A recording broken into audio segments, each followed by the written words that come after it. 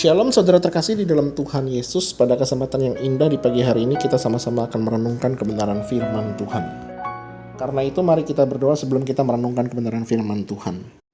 Selamat pagi Bapak, terima kasih karena kami diberikan kesempatan untuk beristirahat dan bangun di pagi hari ini. Pagi ini kami akan merenungkan kebenaran firman Tuhan, kiranya Allah Roh Kudus menerangi hati dan pikiran kami agar kami dapat mengerti kebenaran firman-Mu. Di dalam nama Tuhan Yesus kami berdoa. Amin. Pada pagi hari ini saya akan menyampaikan renungan firman Tuhan dengan judul Kenapa Harus Aku Tuhan yang terambil dari Ayub 3. Saya tidak akan membacakan Ayub 3 untuk mempersingkat waktu, saudara dapat membaca Ayub 3 melalui Alkitab saudara masing-masing. Di Hong Kong baru-baru ini terjadi sebuah kasus yang sangat menggemparkan. Seorang selebgram yang cantik bernama Abby Choi tewas dibunuh oleh mantan suaminya sendiri. Abby dikabarkan menghilang sejak 21 Februari 2023. Keluarga Abby lantas melapor kepada polisi setempat dan polisi segera mencari keberadaan Abby. Setelah dilakukan penyelidikan, ternyata mereka menemukan bahwa Abby sudah tidak bernyawa. Lebih naas lagi, Abby sudah dipotong-potong oleh mantan suaminya, papa mertua, dan kakak iparnya. Dan lebih mengerikan lagi, ternyata mereka menjadikan Abby sebagai santapan. Jika kita berada di posisi keluarga Abby atau orang tua kandung Abby, apa yang akan kita rasakan? Tentu kita akan merasa sedih, kehilangan, marah, kecewa. Semua perasaan itu bercampur aduk dalam kedukaan yang sangat mendalam. Tidak jarang ketika seseorang mengalami kedukaan mendalam, maka mereka mulai mempertanyakan Allah tentang apa yang dialami oleh mereka.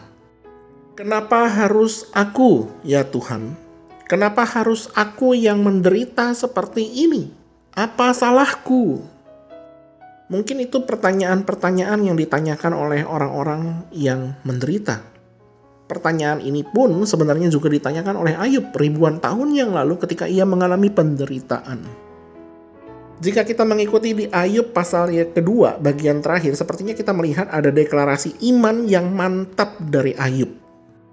Ayub mengatakan Tuhan yang memberi, Tuhan yang mengambil, terpujilah nama Tuhan.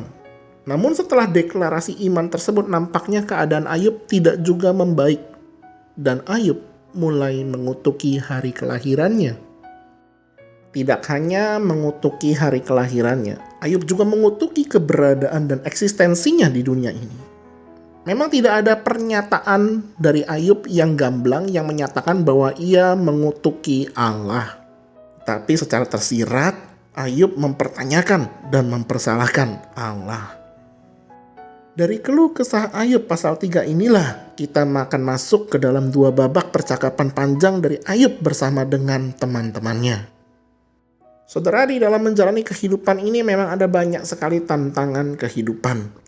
Mungkin ada kejadian ataupun musibah yang mendatangkan kecelakaan yang merugikan kita, baik secara materi maupun juga mendatangkan maut bagi orang-orang yang kita kasihi. Di dalam penderitaan itu kita pun mungkin saja bisa bertanya, kenapa harus aku Tuhan?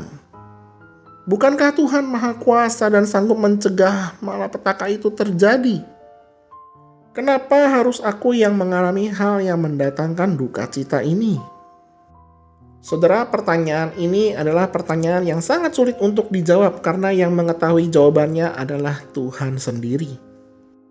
Memang kita percaya bahwa rencana Tuhan itu tidak pernah salah dalam hidup kita. Namun, jika kita mengalami sendiri musibah yang sedang terjadi, tentu kita akan tergoda untuk bertanya seperti hal tersebut.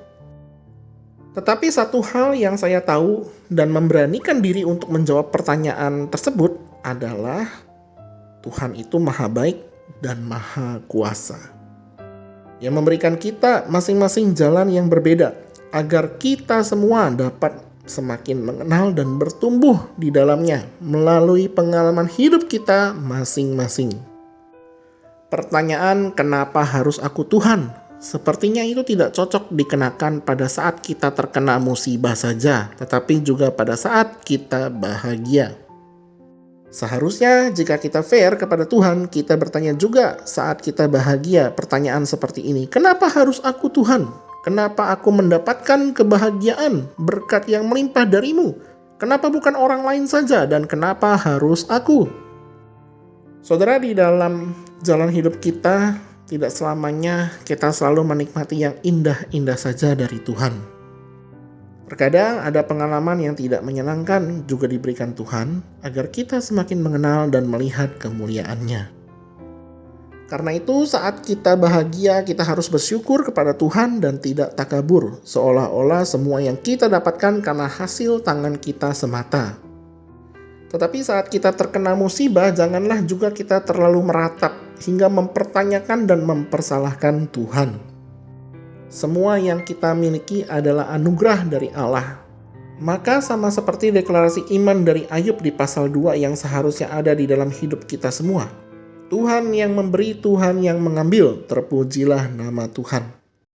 Itulah yang seharusnya menjadi ucapan kita tanpa embel-embel, kenapa harus aku, ya Tuhan.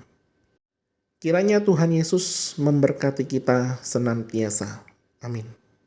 Mari kita berdoa. Terima kasih Tuhan untuk firman-Mu yang terus memberikan kekuatan bagi kami. Ajarkan kami agar kami selalu percaya kepadamu di dalam setiap musim kehidupan kami. Berikan kami hati yang penuh syukur di saat kami bahagia.